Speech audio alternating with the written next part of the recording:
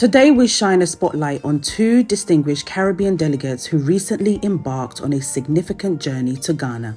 Ronald Hugh Small, a man of diverse political and judicial experience, has made indelible marks as a parliamentarian, senator, cabinet minister, and justice of a Supreme Court in the Bahamas. His commitment to human rights in Jamaica stands as a testament to his enduring dedication. Alongside him is the Honorable Rosalea Hamilton, a visionary in trade policy and a respected advisor at the highest level of government in Jamaica. Currently serving as a board director and an honorary counsel for the Republic of Sierra Leone in Jamaica. You're beautiful. Thank you, and so are you. How's it been so far? It's been fabulous. Yeah? Really good. Yeah. I'm good, thank you. Welcome home. Yes, I'm home. You feel at home? Yes, It's just like Jamaica, right? It's just like Jamaica. Wait, a Jamaican accent? I've got a Jamaican accent because I have lots of friends who are Jamaican. In London. In London. I see. So one of my good friends is the managing director of JN Money. So Okay. Paulette Simpson. Okay. I know Paulette. I used to be on the board of Jane. No. I was on the board of Jane when she was sent to London. Really? So Yeah. I know Paulette, so I've known Paulette. So were you there when they signed Assin as brand ambassador? No, I went and worked in the Bahamas. I was on the Supreme Court bench in the Bahamas. Small. Small world. Yeah. So Paulette is... As fate would have it, my acquaintance with Mr. Small revealed a shared connection, bridging our worlds closer in this remarkable meeting.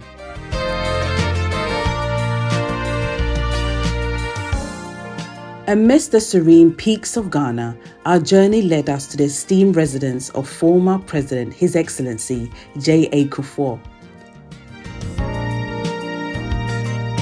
Welcome. His first time in Ghana. They're from Jamaica. Yes. I have got relatives from Jamaica. You know that? Really? So welcome. If you've been here, you'd have been perhaps my junior at school. I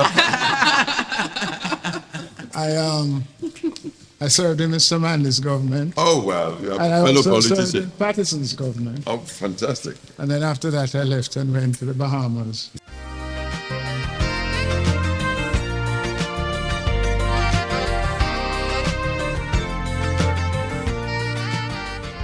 We just had a beautiful visit at ex-President Kufuor's house right here in the Bois.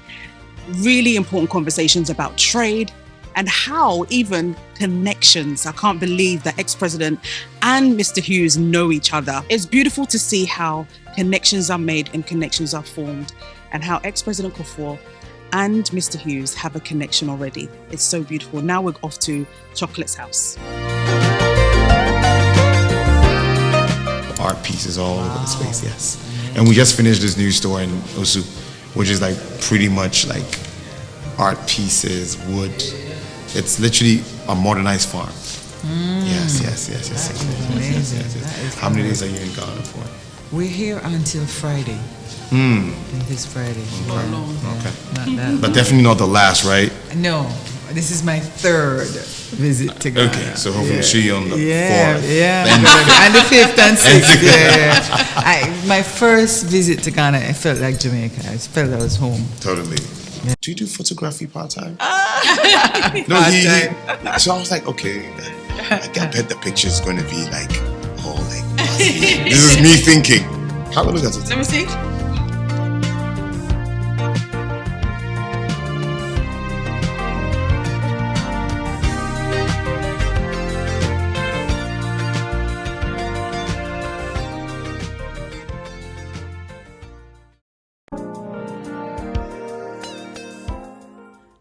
The following day, our journey took us to Assin, Manso, and the solemn waters of Donkor in Nsuo, often referred as the Slave River. This hallowed site stands as a poignant reminder of our darkest history, its silent ripples echoing the anguish of countless souls and generations past. when you read in history that your own brothers and sisters from the African continent were among those group of people that sold your ancestors into slavery, how did that make you feel?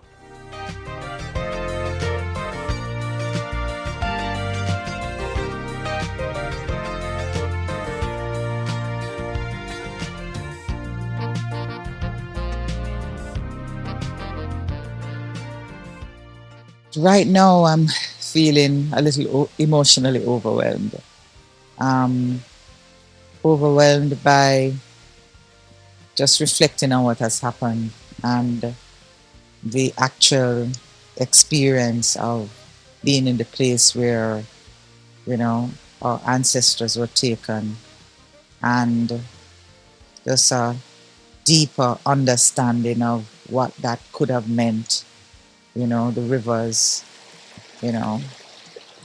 having been in these rivers, and the experience of sitting, listening to the sound of the waters and recognizing that that whole experience was embodied here is really, truly emotional. But it's also inspiring. It's inspiring me to keep fighting, to keep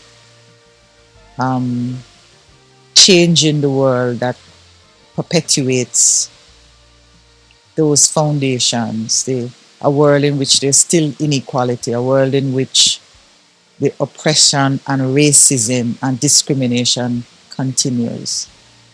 And it is reinvigorating in me that spirit to keep fighting for what is right and what is just. And I would just encourage everyone who's listening to be encouraged to take strength from the strength of our ancestors who fought and died to ensure that many of us were not taken. And for those who were taken, the fight continued in the Caribbean for freedom. And in 2023, we continue to fight for real freedom. And I feel motivated and encouraged as I stand here with a very strong reminder and experience of what happened. So my message and my strongest emotion is our ancestors fought, and we must continue to fight for full freedom and to regain our humanity.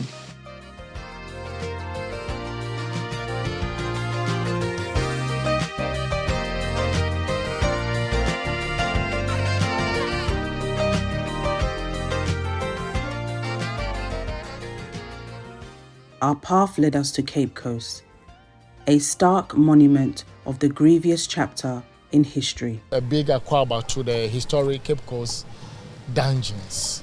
The tour, obviously sad story, beautiful architecture.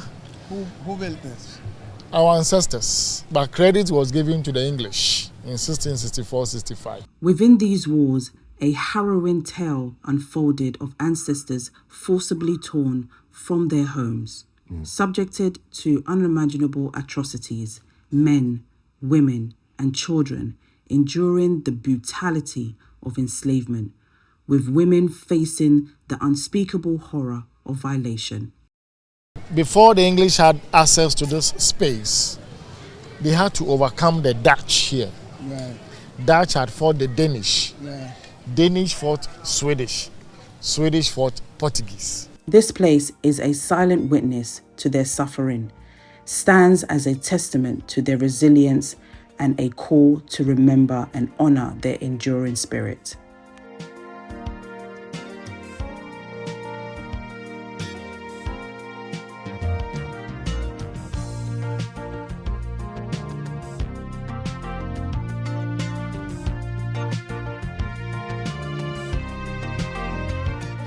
So English used this facility as the headquarters, which was originally in Sierra Leone, that is British West Africa.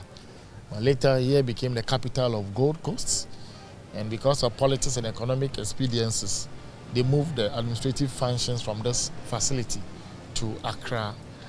Do you have any information about the number of women as opposed to the number of men that were enslaved? Enslaved. They didn't give exact figure, but if 60,000 were taken, 40,000 were men, 20 women. And how young did they? Yeah, there were somewhere in their 6 years, 7 years, 12 years. You could be taken because the slave raider had attacked you when you were working with Madame on the farm, cultivating the land. Madame doesn't want to lose you. So such child will also be shackled against mom. And therefore a whole family could be taken at the time as enslaved Africans.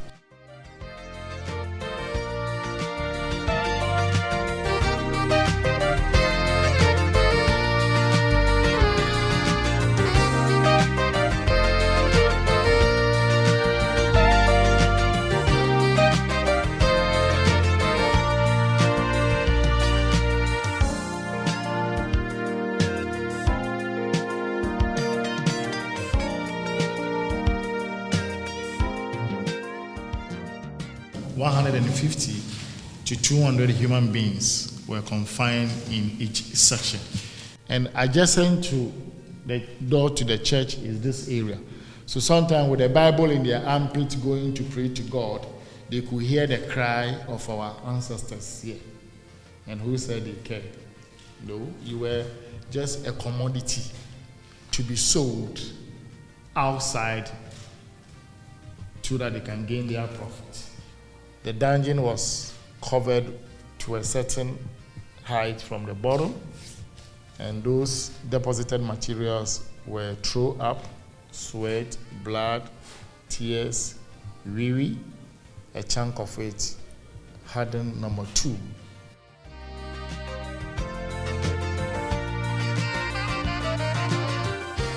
My name is Hugh Small. I'm a lawyer. I've also been in public life in the government of Jamaica as a parliamentarian and cabinet minister, and I also served in the Bahamas as a judge of the Supreme Court. I have interest and have done a lot of research on my family history. And recently I found that my DNA indicated that 92% of my DNA was from West Africa. The two dominant countries are Ghana and Nigeria. So I came here, especially since my knowledge of the role of my ancestors, some of whom were Maroons, in the history of Jamaica. I came here to find out where my forefathers came from. The visit to the ancestors' graveyard was particularly moving because there I had the opportunity of seeing and hearing how the forefathers went through in the experience at that particular place with the last bath. I also got an opportunity to see graves there. And then I came here to this place where they were shipped away to the Caribbean.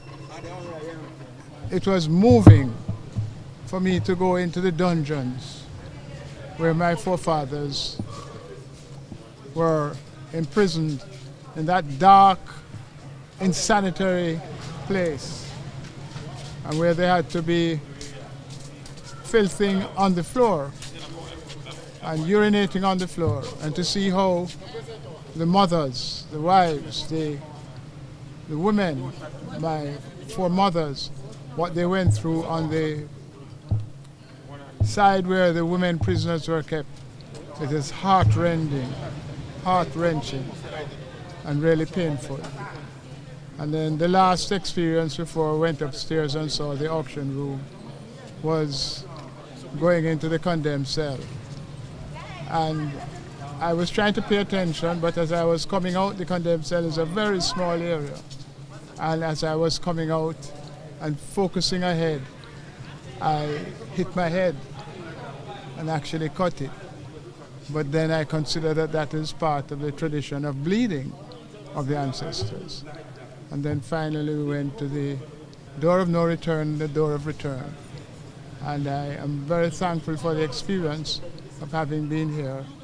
And I am going to make this recording available to my friends and family who I will urge to come and experience this and to understand that we have to discover the journey, the experiences, and the fraternity of being part of the African family. We journeyed onwards to the vibrant heart of Accra, where the Independence Square stands as a beacon of freedom and progress.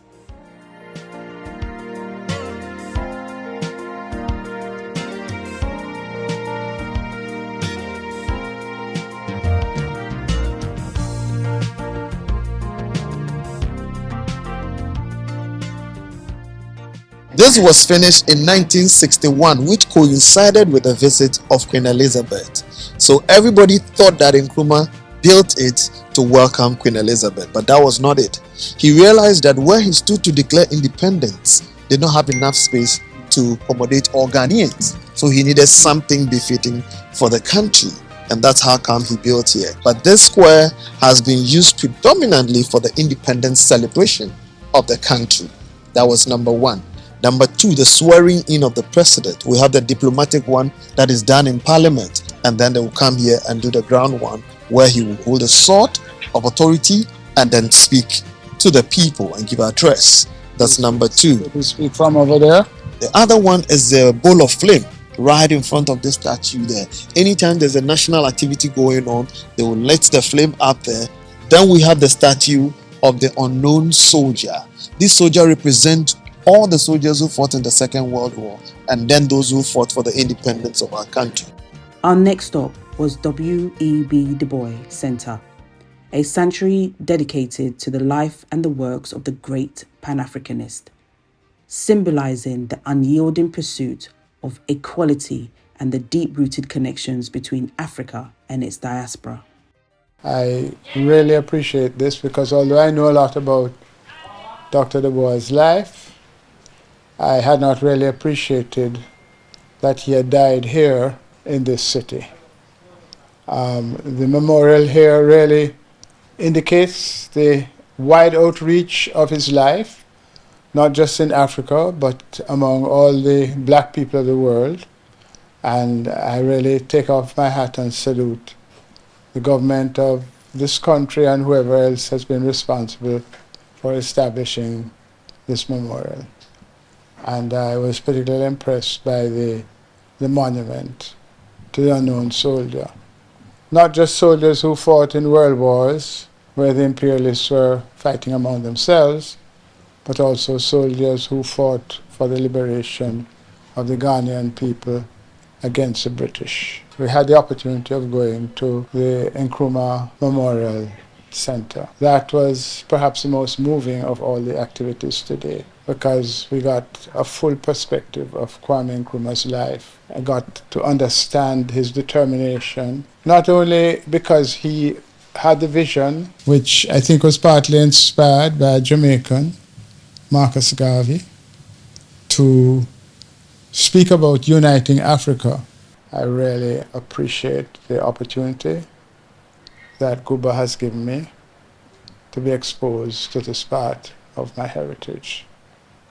It is our heritage, and we must commit ourselves to unifying as black people, to understand that we have an important role to play, not just the role we played in the past, but in the future.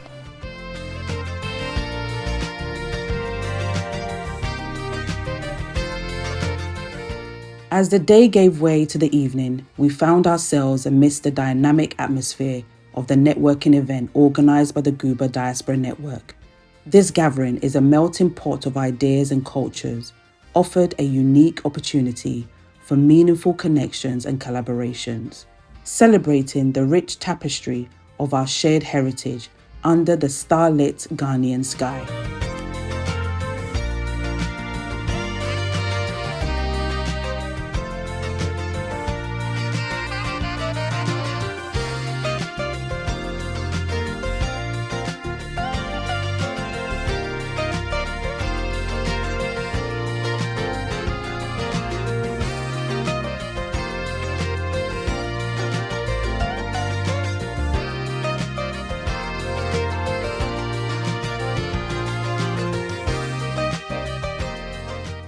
This is a wonderful experience, wonderful place to come to. If you haven't been to Ghana, you must come. The experience with Guba was fantastic. We met a number of persons, individuals who not only are significant in the society like the former president, but also individuals who are here from the diaspora wanting to reconnect, wanting to relocate, and importantly, wanting to do business. I've certainly had the opportunity to meet individuals that I know would be interested in forging links with businesses in the Caribbean. And so I'm already talking about making business linkages with the Caribbean and Ghana, and by extension, West Africa. Ghana makes you feel welcomed. It also makes you feel you haven't been forgotten. And it also makes you feel respected as part of the African and the Ghanaian family.